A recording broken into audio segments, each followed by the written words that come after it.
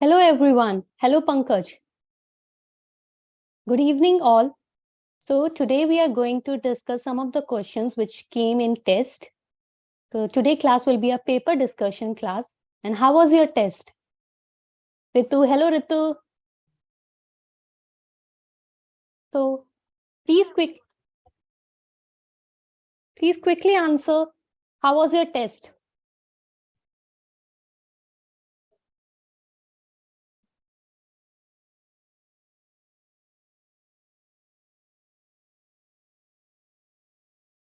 Okay. So today we are going to discuss some of the question.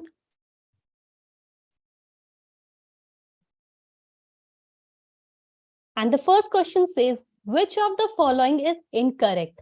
Option A is viroids are smaller in size to viruses. Option B is in bacteriophage, the single-stranded DNA is present. Option C is viroids are similar in size of viruses. And D, generally in plant viruses, single-stranded RNA is present. What do you think? What will be the correct option for this question? They're asking about the incorrect statement.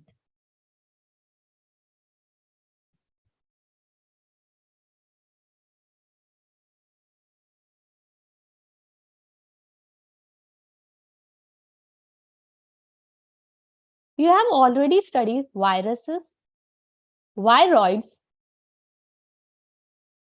and prions. Virus, they have protein coat, right? And they have genetic material.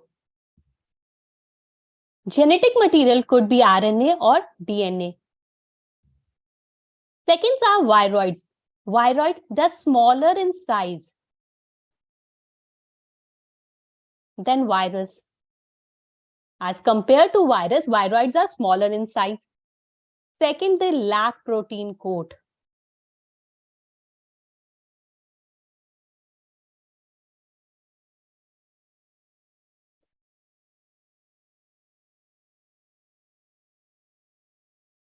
Number 3, they have low molecular weight RNA as a genetic material.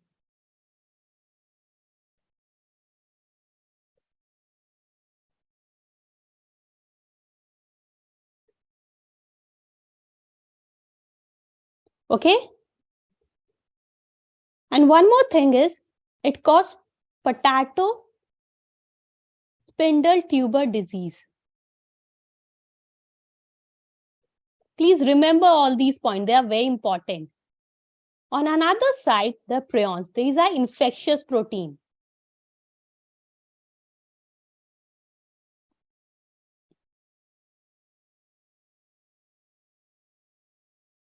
These infection protein, they alter the folding of the proteins.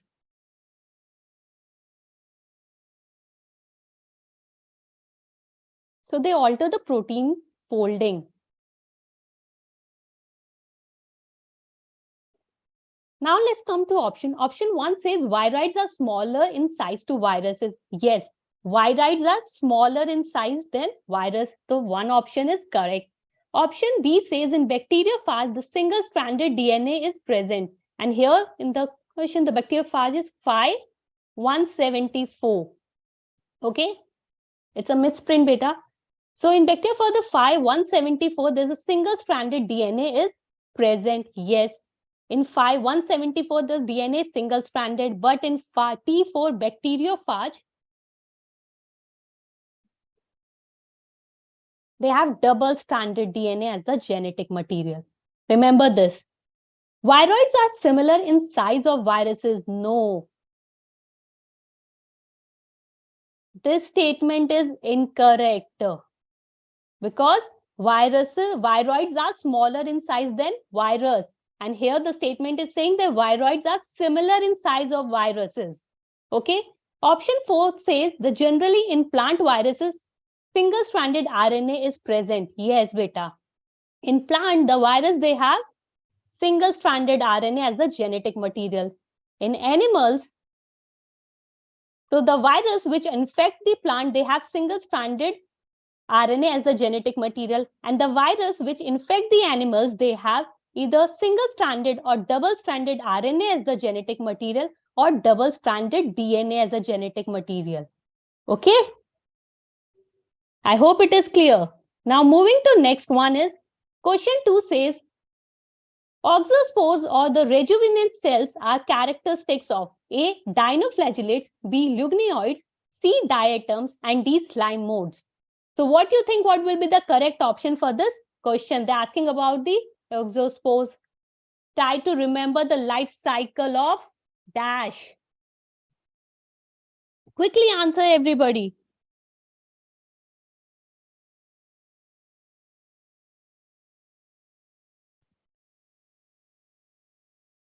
Yes. So oxospores, they are the characteristic feature of diatoms. And these are the specialized cells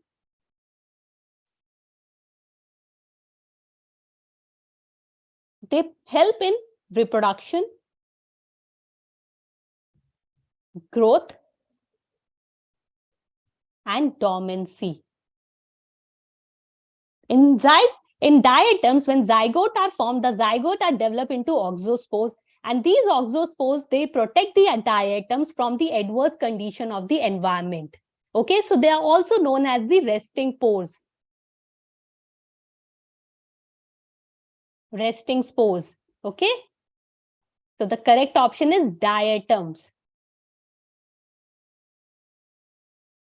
Moving to question number 3, study the following diagram carefully and select the correct statement given below for this plant. You can see the diagram of the plant. What do you think? कौन सा plant है ये? I can give you a hint. It's an algae. Tell me whether it's a brown algae, red algae, or green algae. Quickly, everybody. Ritu, Logesh, Narsingh, what do you think?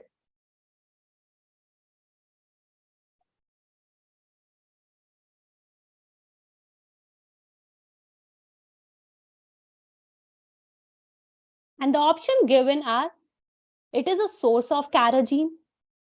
B says it shows haplontic life cycle. C, laminarin store food in it. And D says both B and C. What do you think? What will be the correct option, Ritu?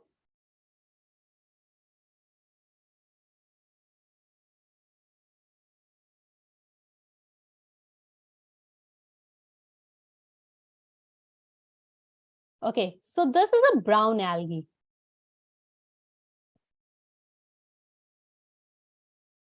Phaeophyce member. And it is Laminaria.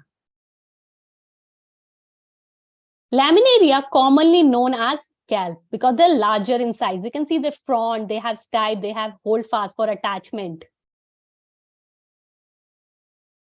And kelp, they are large brown algae. So Laminaria, they commonly known as kelp. It is a source of carrageen. No, beta. Source of carrageen is red algae. Please remember that carrageen and algin. Source of carrageen is red algae. And source of algin is brown algae. And these carrageen and algin, they are hydrocolloids. Hydrocolloids are those which are water-holding substance.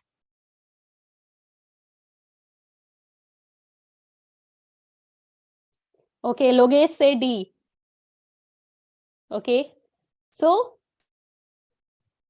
first option say it is a source of carrageen. Carrageen is obtained from red algae, so it is wrong.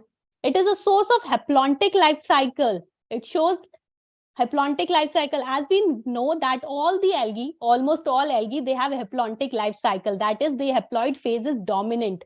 But beta, please remember the exception. In NCERT, it is clearly mentioned that fucus is one of the algae which shows diplontic life cycle.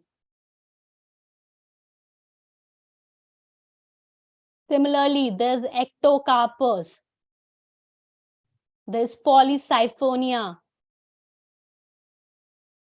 And there's kelp. And all these shows haplodiplontic life cycle. Okay, And we know that laminaria, they're commonly known as kelp. So kelp shows haplodiplontic life cycle. Laminaria shows haplodiplontic life cycle beta. So, and option, so B is also incorrect. Now option C, laminarian is store in it food. Store food in it. Yes, beta. Brown algae, they have laminarin plus mannitol as a store food. So this option is correct. I hope, Logesh, now it is clear why option C is correct, not D. Okay?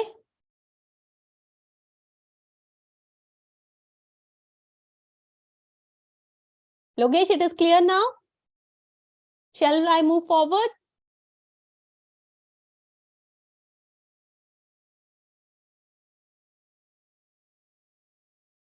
Okay, beta.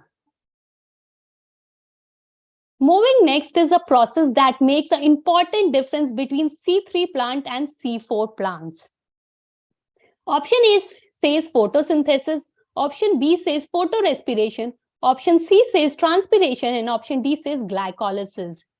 Those who have attended the photosynthesis class, they would have answered it correctly.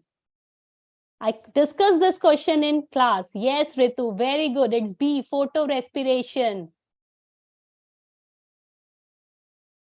A process that makes a major difference between C3 and C4 plant is photorespiration. C3 plants, they show photorespiration. But C4 plants, they lack photorespiration. Why they lack? Because they have a CO2 concentrating mechanism. They have bundle sheath cells. Generally, what happens? We know that in stroma, dark reaction takes place, right? Dark reaction is Calvin cycle, where CO2 fixation takes place and carbohydrate formation occur, which is the triphosphate, right? And Calvin cycle require an enzyme which is Rubisco. And we know that Rubisco has two activities. It performs two activities, oxygenase as well as carboxylase. But it has more affinity for CO2, high affinity.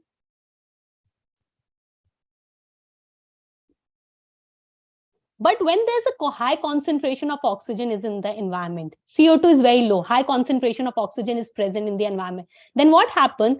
This Rubisco perform oxygenase activity.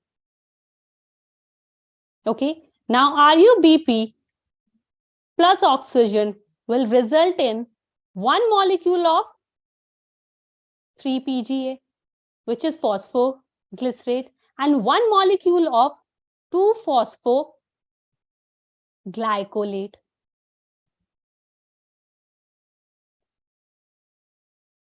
And this 2-phosphoglycolate will undergo three organelles. There's chloroplast, then peroxisome, and then mitochondria. Okay. And this will be converted to 3-phosphoglycerate. But this whole process, in this entire process, for the conversion of this 2-phosphoglycolate to 3-PGA, in this process, CO2 is released. Instead of fixation, CO2 is released. Then 1 ATP is utilized. So in this process, CO2 is released and 1 ATP is also utilized. So it's a wasteful process for plant. But in C4 plants, they have Kranz anatomy. Here, the vascular bundles, they are surrounded by several layers of bundle sheath cells. And we know that bundle sheath cells, they are impervious. They have thick wall, they are impervious. Because of that,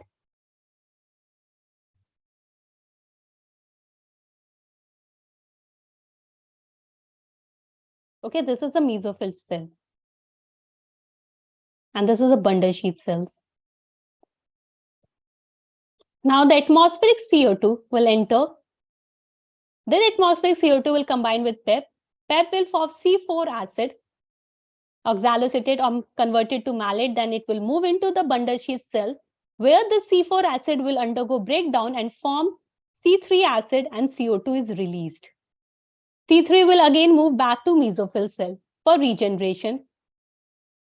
of PEP.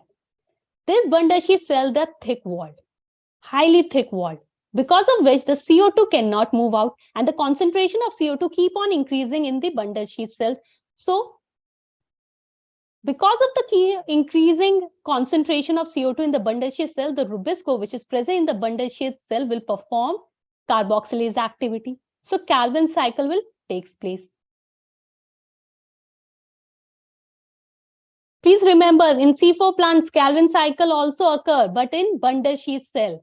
That is why here Rubisco performs carboxylase activity and fixation of CO2 takes place. So there is no photorespiration because the CO2 is concentrating in the bundle sheet cell. I hope it is clear now.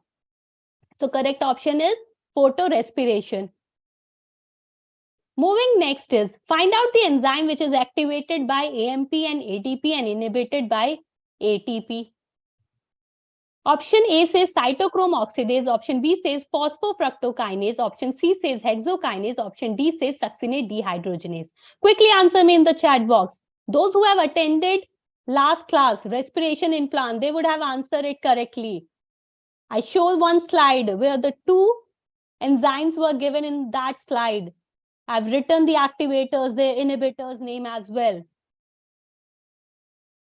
Find out the enzyme which is activated by AMP and ADP and inhibited by ATP.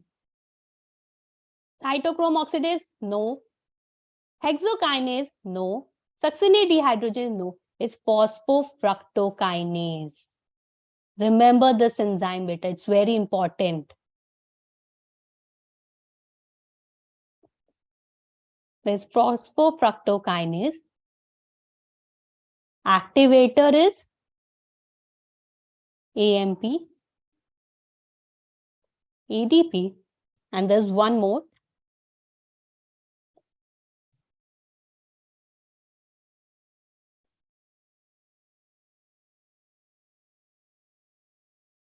Which is fructose 2,6-bisphosphate. Okay, and this is the activator and inhibitor are ATP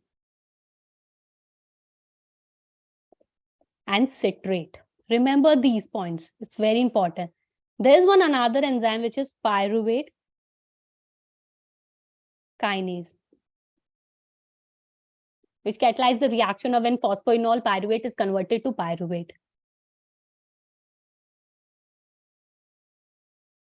So activator of pyruvate kinase is fructose 1,6-bisphosphate and AMP. Inhibitor is ATP in this case also. Please remember this. And acetyl-CoA. These are the inhibitor. Please remember, beta, they are very important. Write it down. You can write it down in your book or in your copy. Next is when resources in the habitat are unlimited. When there's a lot of resources are present in the habitat. Option 1 says population grows in an exponential or geometric fashion. Option B says impact of natality or mortality becomes zero. Option C says the species exhibits sigmoid growth model. Option D says population shows viralistic per logistic growth. What do you think? What will be the correct option? This is very easy.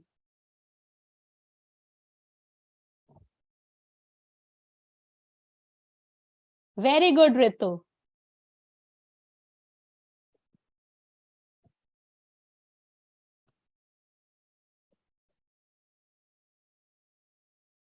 When the resources are unlimited, then the population increase in size. Population will increase, right? And this growth, we call it as exponential growth.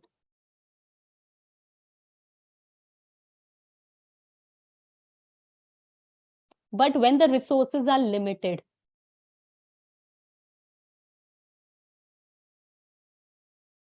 then carrying capacity play a very important role. Because There's a competition will occur when the resource get limited. There's a competition occur between the individual of the species in a population for the resources.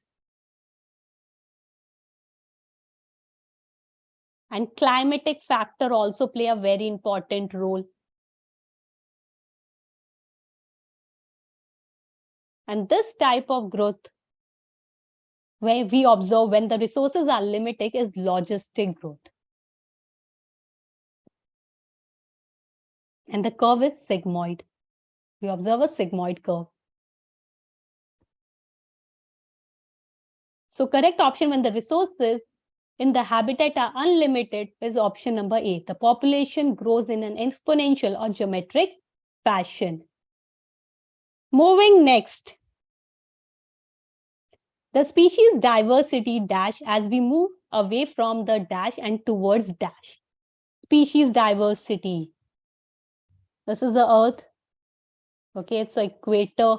Quickly answer. What do you think? What will be the correct option for this question? They're asking about the species diversity. What will happen to the species diversity when we move away from the dash towards dash?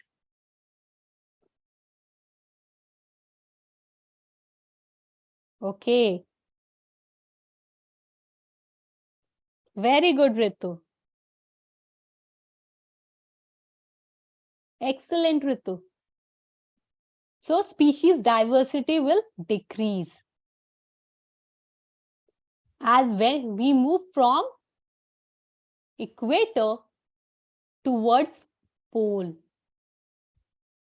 can see at equator, the species diversity is maximum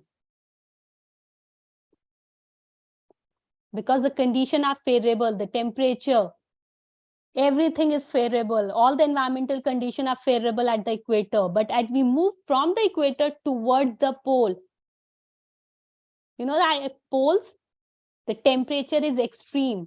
Minus में temperature होता है वहां पे. So it is very hard for the species to survive. So species diversity will decrease when we move from the equator towards the pole. And remember one more point, at equator, the altitude is 0. It's very low altitude. And at pole, the altitude is high. So species diversity also decrease when we move from low altitude to high altitude. Remember this also. Okay, so correct option is the species diversity decrease as we move away from equator towards pole. So it's option number A.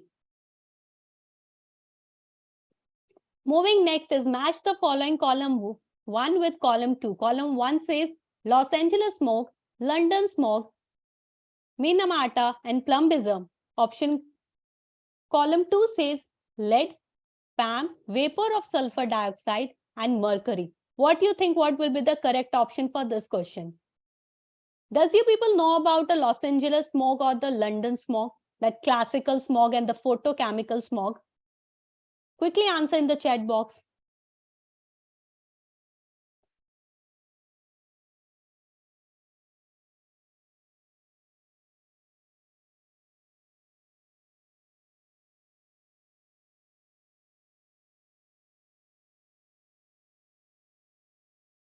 So there are two types of smogs. One is classical smog. We also call it as London smog. And the other one is photochemical smog.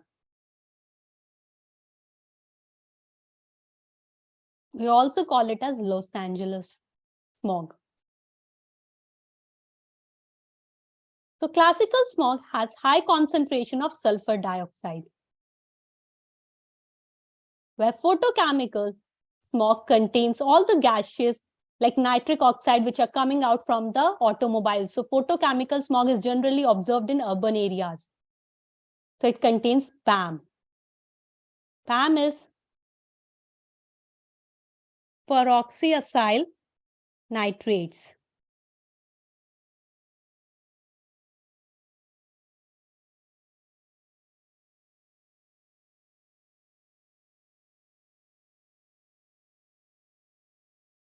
Okay.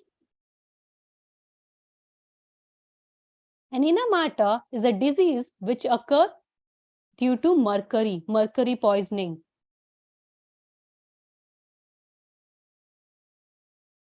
Similarly, plumbism is also a disease which occurs because of the lead poisoning.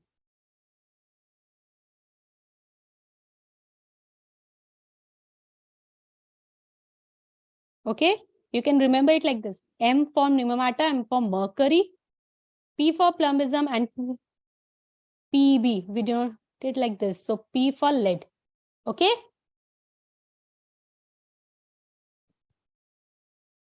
Now mark the correct option. First, Los Angeles, PAM, because Los Angeles is photochemical smog. So first B. London smog,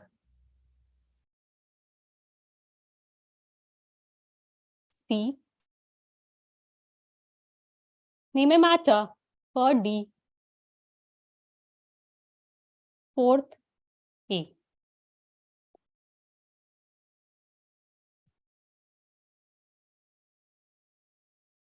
So A is the correct option. I hope it is clear now.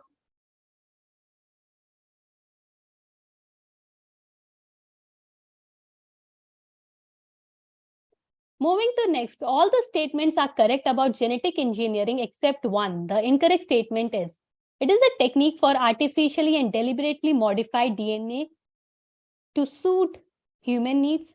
It alters the chemistry of genetic material. The organism carrying the foreign gene is termed as transgenic or GMO. Alec Jeffrey is the father of genetic engineering. Quickly answer, everybody in the chat box, what you think will be the correct option for this question. Very good, Logesh.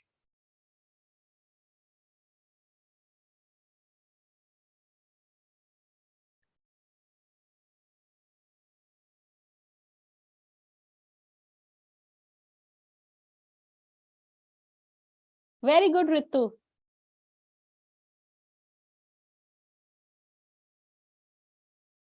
Alec Jeffrey is the father of genetic engineering. No, beta.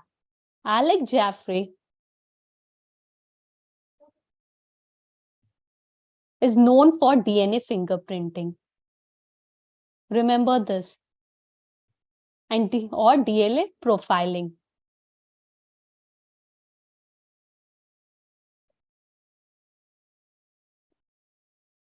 The father of genetic engineering is Paul Berg.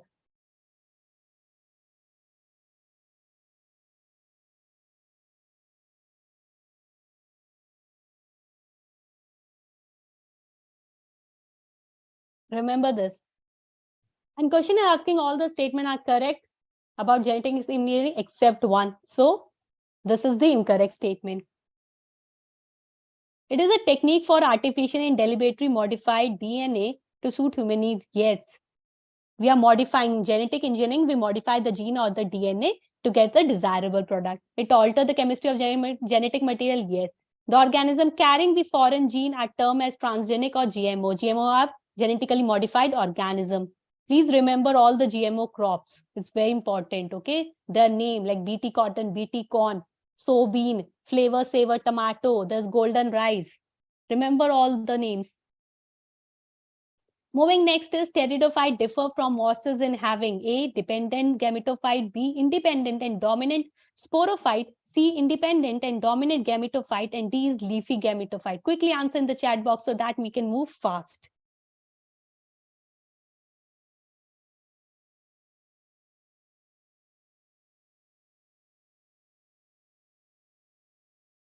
They're asking about pteridophyte, differ from mosses, that is bryophyte.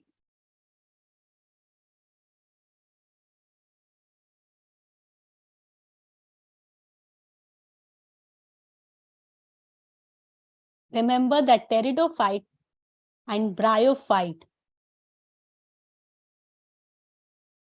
they both show haplodiplontic life cycle.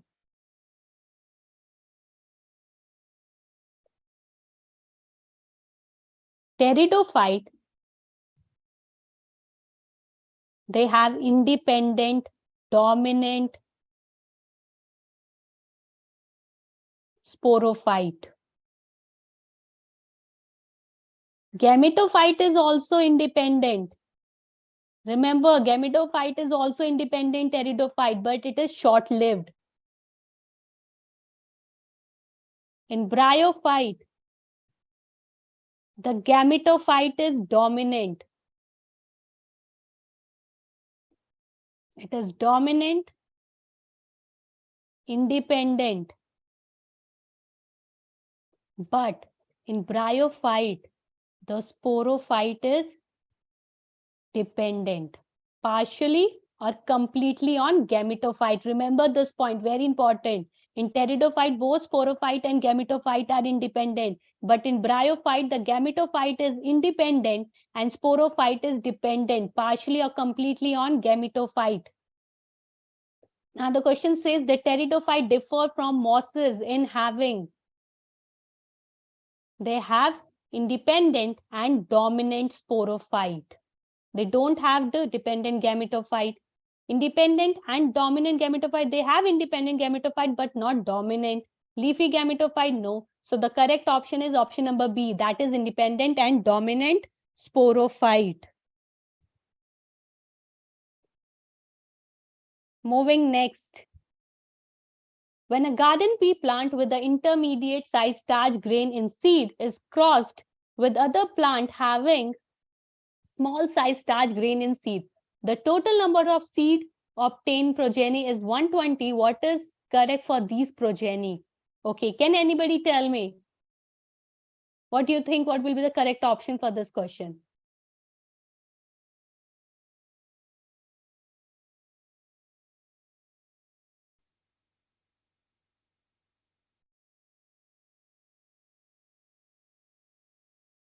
Okay.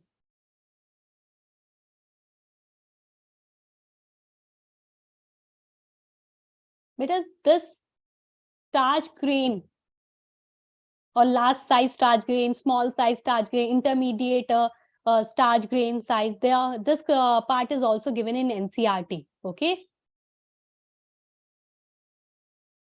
So I'm directly writing the genotype to save the time,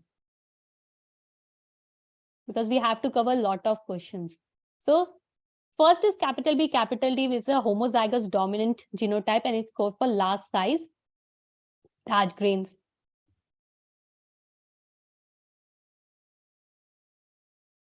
Small b for intermediate. For capital B, small b for intermediate. Okay. Small b for small sized starch grain.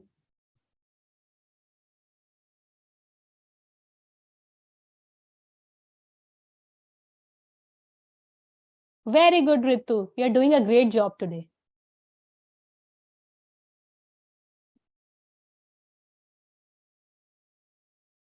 So now the question says, when a garden pea plant with the intermediate sized starch grain in a seed is crossed with plant having a small sized starch grain, intermediate का genotype is small b. Small वाले का genotype small b, small b. First,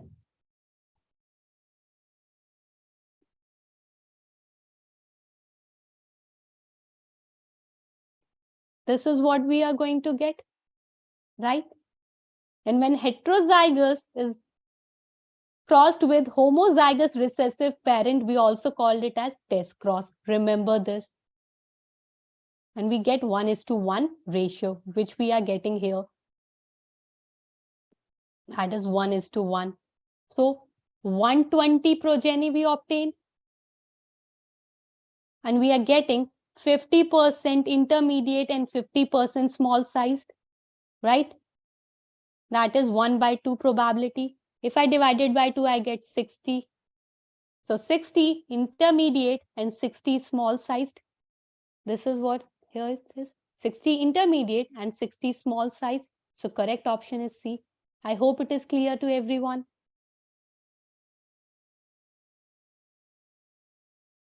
Moving next, the given sequence when translated must form a polypeptide of how many amino acid?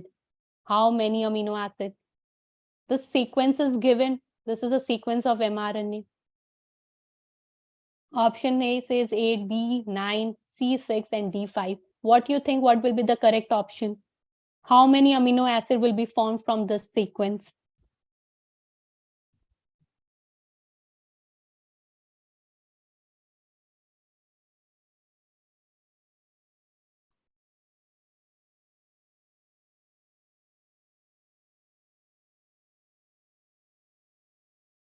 Very good, Ritu.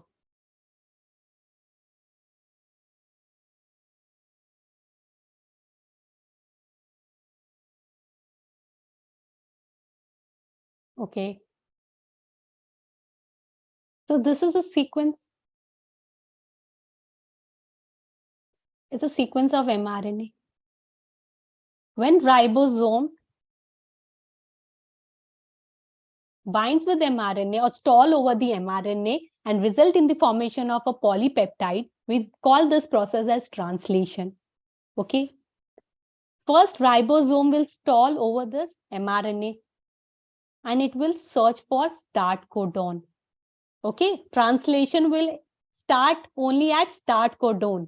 So please remember, translation will start at the start codon. यहां से start नहीं होगा, यहां से नहीं होगा. जब तक उसे वो स्टार्ट कोडोन नहीं मिलेगा, ट्रांसलेशन होगी नहीं. तो स्टार्ट कोडोन बहुत इंपॉर्टेंट है. And we know that AUG is the start codon. And 3 codon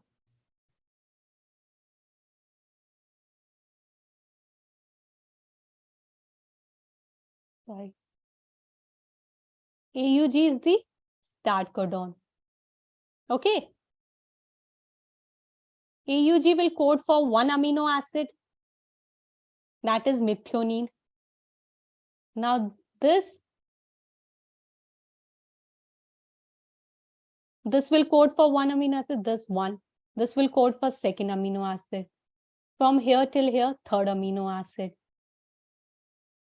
fourth amino acid, fifth amino acid. Now this UAG, beta UAG, UGA, UAA, these are stop codon. The point at which the translation has to stop. यहां से यहां तक translation हुआ, जैसे stop codon आया, यहां पे translation stop हो जाएगा. तो कितने अमीनो एसिड बने? 1 2 3 4 5. 5 ही बने, यहां पे स्टॉप हो गया translation. So correct option is D, that is 5. I hope it is clear now, Logesh. It is clear? Have you understood why it is 5?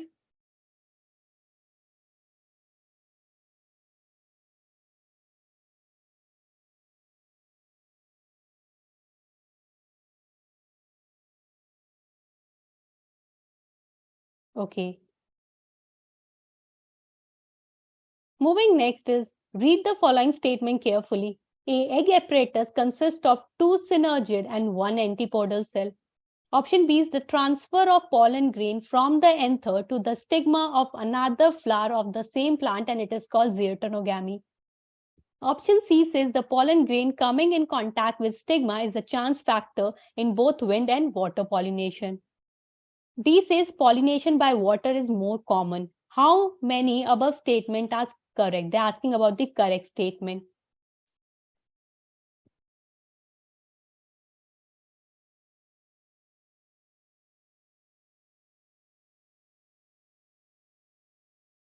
Very good, Logesh.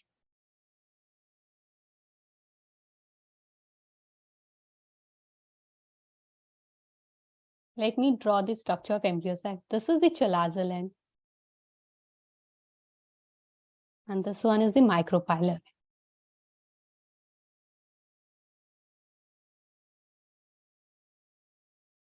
At chalazal end, 3 antipodal cells are present. How many? 3.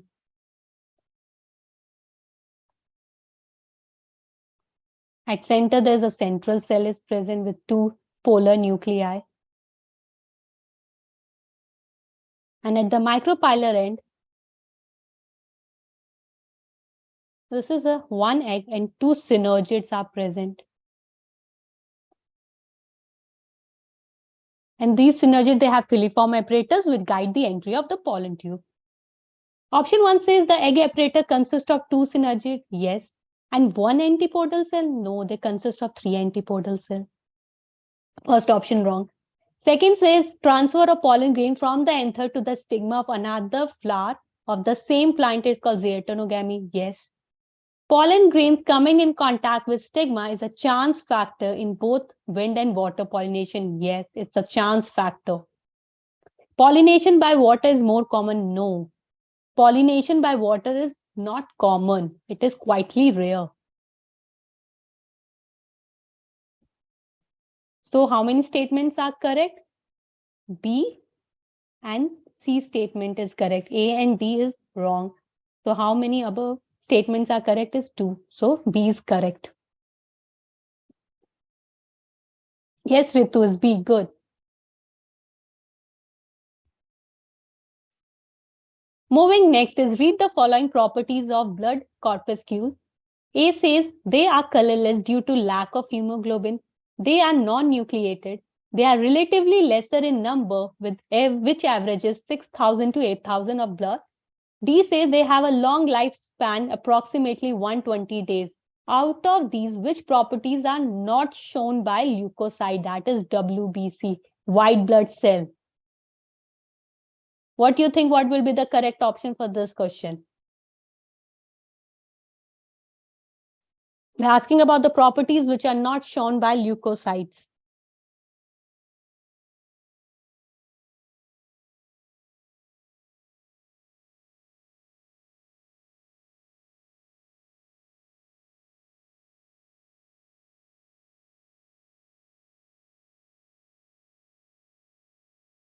They are colorless due to lack of hemoglobin. Yes.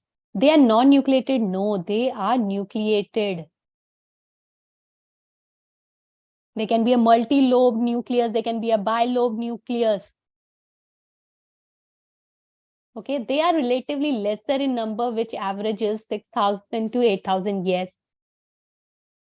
They have a long lifespan, approx 120 days. No, they have a very short lifespan.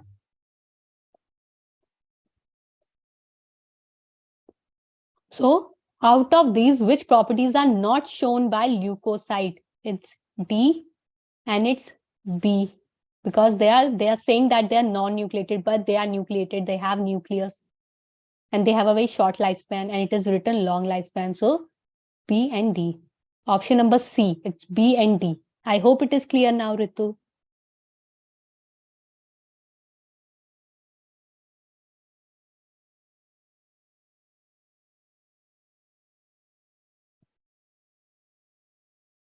Next question says, in erythroblastosis fetalis, condition A dash from the mother can leak into the blood of the fetus. This can be avoided by administering B dash to the mother immediately after the delivery of the first child. In the above paragraph, A and B are. Quickly answer. It's a direct question from NCERT. In erythroblastosis, they're asking about A and they're asking about B.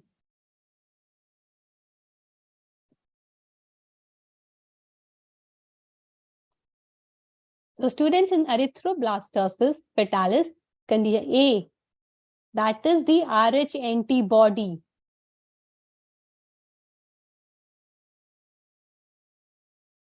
Rh antibody from the mother can leak into the blood of the fetus, and it can cause the destruction of the RBC of the fetus. We call it as erythroblastosis fetalis. To avoid this, mother are exposed to anti-Rh antibodies immediately after the delivery of the first child. So it's option number C.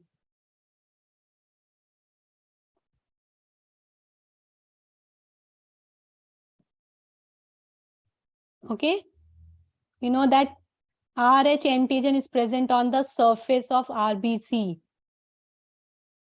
And if the person having a Rh antigen, then it is Rh positive. If the person RBC lack Rh antigen, that person is Rh negative.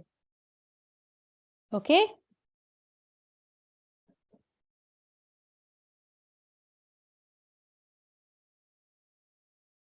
Moving next, due to malfunctioning of insulin hormone, what effect would be on the blood sugar and disease occur? Option A is hyperglycemia, diabetes mellitus. Option B is hypoglycemia, diabetes insipidus. Option C is hypoglycemia, diabetes mellitus. Option D is hyperglycemia, diabetes insipidus. What do you think? What will be the correct option? Due to malfunctioning of insulin hormone, what is the function of insulin hormone? Try to recall the function of insulin hormone. What effect would be on the blood sugar and disease occur?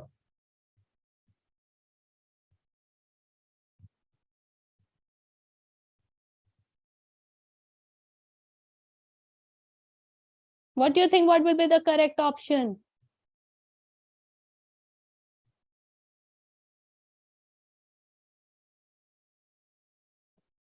So if insulin hormone, which is a peptide hormone, get malfunction or get defected, in that case, blood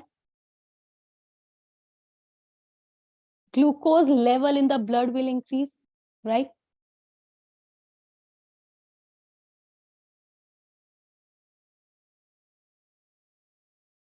Okay. This condition is hyperglycemia. And the disease is diabetes mellitus. Okay, because the main function of insulin is to lower the glucose level in the blood. And if this insulin hormone get disrupted or it get undergo malfunctioning, then the function of insulin cannot be performed. In that case, the glucose level in the blood will increase, and which will lead to hyperglycemia and the disease known as diabetes mellitus. Now let's come to diabetes insipidus.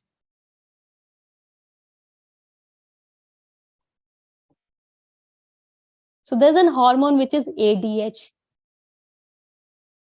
antidiuretic hormone,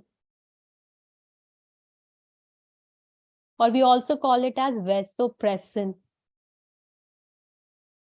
The function of vasopressin is to increase the reabsorption of water and maintain the electrolyte balance, okay, in order to reduce the loss of water from the body. So if this vasopressin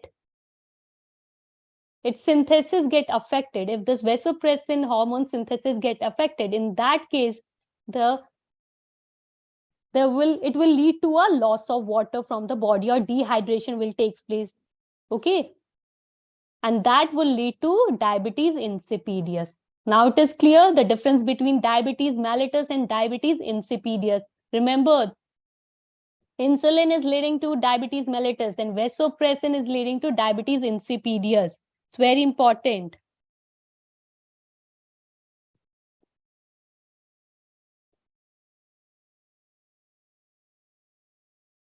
Moving next.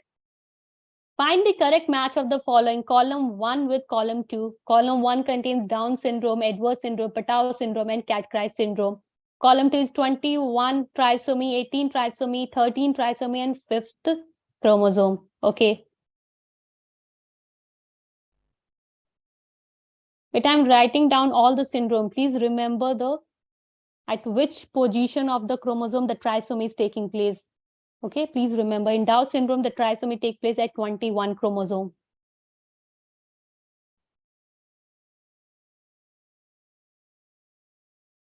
In Edwards syndrome, the trisomy takes place at 18 chromosome, 18 number chromosome.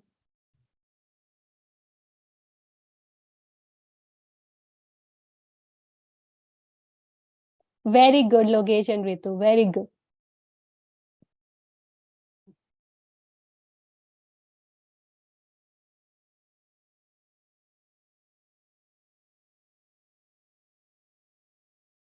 Patau syndrome, it is 13. Trisomy occur at 13. And there's Klinefelter syndrome, which is 47 plus XXY. It occurs in male. There's a presence of extra X chromosome. That is why it is XXY. Now there's Turner syndrome. This occur in female, where there's absence of one X chromosome. So we denote it as X0. And one chromosome is absent, so it's instead of 46, it is 45, remember. And CAT syndrome is 5th chromosome. So now it's A1A. Yes, Down syndrome is 21. Edward is 18. So B second. Batao is 13. Pre-C. And CAT is 5. So very good, Logesh and Ritu. You did a great job.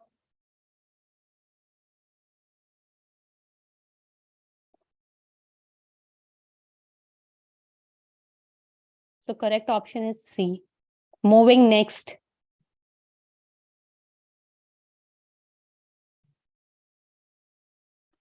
Technique used in the production of flavor saver tomato. Very important, beta. It's a genetically modified crop, GMO. Option A says mutational breeding. Option B says antisense technology. Option C says insertional inactivation. And option D says plant breeding. The technique used in the production of flavor saver tomato. Quickly answer.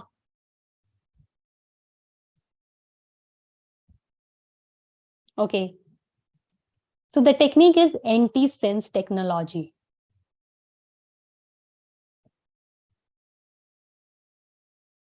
No, Logesh, it's not mutational breeding. It's antisense technology. Let me explain it.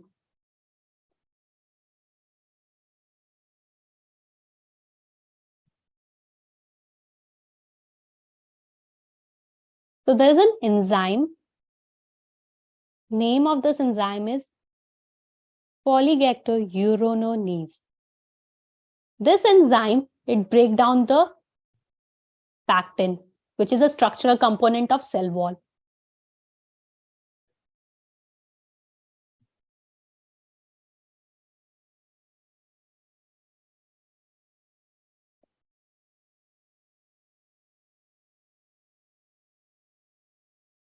So when this enzyme is formed, this enzyme will break down the pectin, and pectin is the structural component of cell wall. Okay, so the covering of the tomato, the covering of the tomato will undergo damage or it will lead to fungal infection.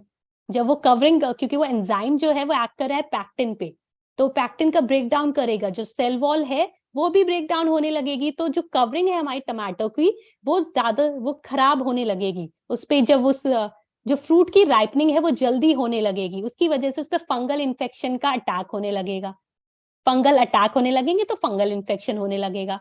ठीक है, तो हम क्या कर रहे हैं, हम इसमें एंटीसेंस टेक्नोलॉजी से उस फ्रूट की शेल्फ लाइफ को इंक्रीज कर रहे हैं.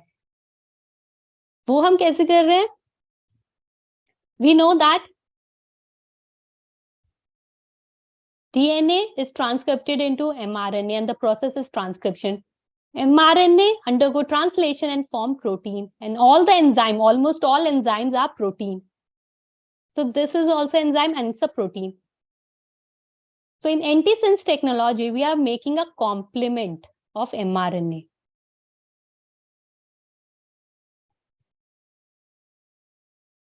Or a strand of mRNA which is complementary to this strand of mRNA which is coding for polygalactoruronase enzyme. So this is the mRNA which is responsible for the synthesis of this enzyme, because when this mRNA undergo translation, it will form a protein, and the proteins are enzyme, which is polygalactoruronase in this case. If I make a complement of this mRNA, now the complement of this mRNA will bind to this mRNA. Complement दोनों एक साथ bind करेंगे, because of which a double-stranded mRNA will be formed. And we know that ribosome only translated single-stranded mRNA. So translation of this mRNA will not take place, because of which no synthesis of this enzyme. Polygalactoruronase will not form.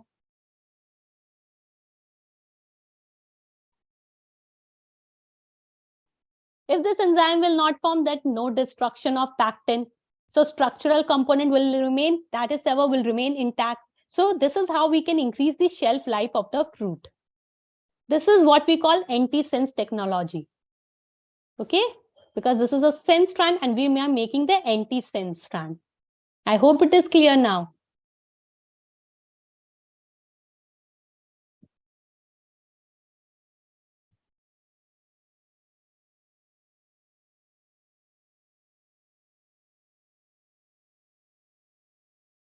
Moving next, in human, at the end of the second meiotic division, the male germ cell differentiate into A, spermatogonia, B, primary spermatocytes, C, secondary spermatocyte, and D, spermatid.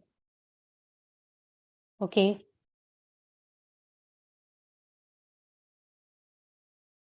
Very good. Very good. Now you all know the correct option.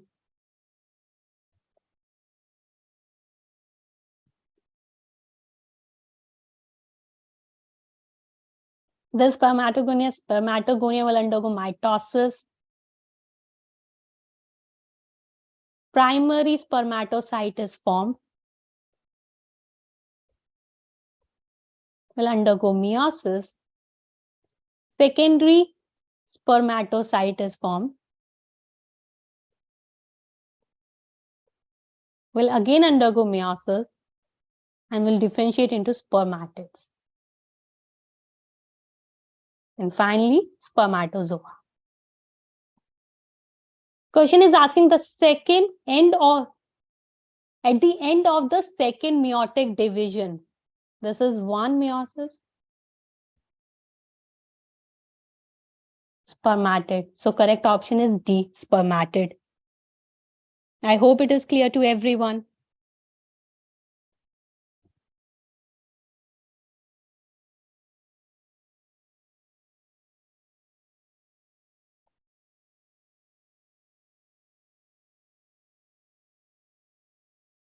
Okay, moving next.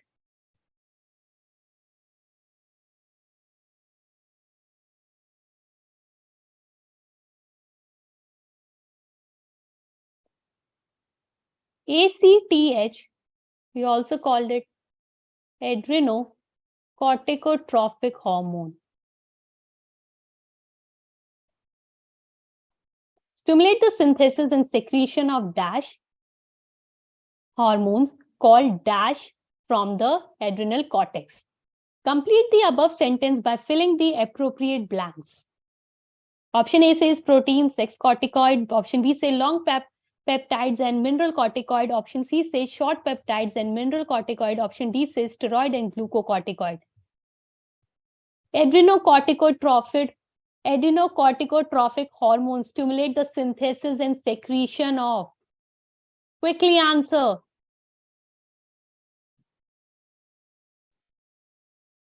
Yes, it is steroid. So this ACTH stimulates the synthesis and secretion of steroid hormones called glucocorticoid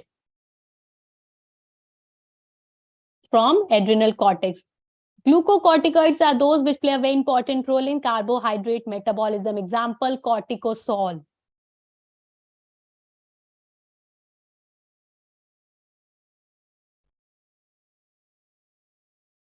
Cortisol. Remember this. So correct option is D.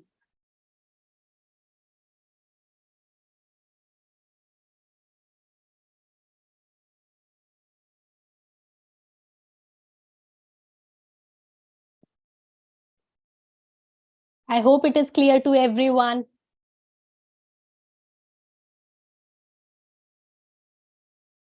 Now it's already 6. We are winding up the class. Thank you all for your participation.